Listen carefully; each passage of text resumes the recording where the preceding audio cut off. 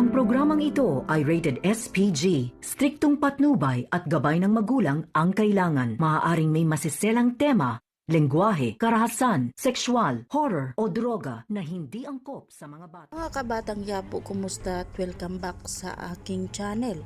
Narito ang aabangan natin sa FJ Batang Quiapo. Sunod-sunod ang putok na narinig nila ni Enteng. Agad silang nag-alala sa kalagayan ngayon ni Tanggol.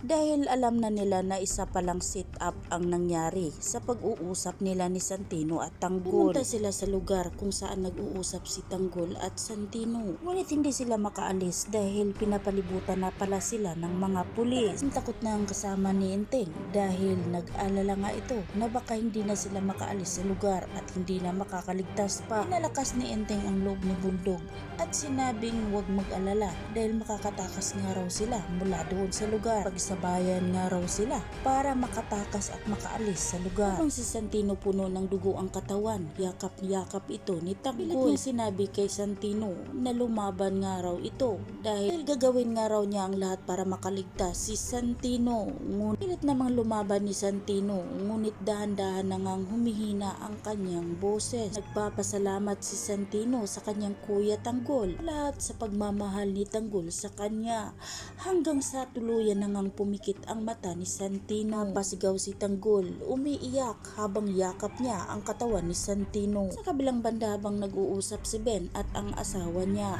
napanood naman ng asawa niya na nagsasalita si Mayor Miguelito. Tungkol nga ito sa mga puganti na kasamahan ni Tanggol. Narito si Tanggol at Ramon, may kanya-kanyang patong ang ulo. Kaya sa makakahuli nga raw sa mga puganti ay may malaking makukuhang premyo mula kay Miguelito. Kaya naman buo na ang loob ni Ben na sabihin niya kung saan nagtatago sila Tanggol. Siya na raw umano ang maniningil ng hustisya para kay Supremo. Yan na nga bang madadakip si Tanggol at makulong? Yan ang ating pakatutukan at aabangan sa susunod pang mga kaganapan dito lang sa FJ Batang Quiapo.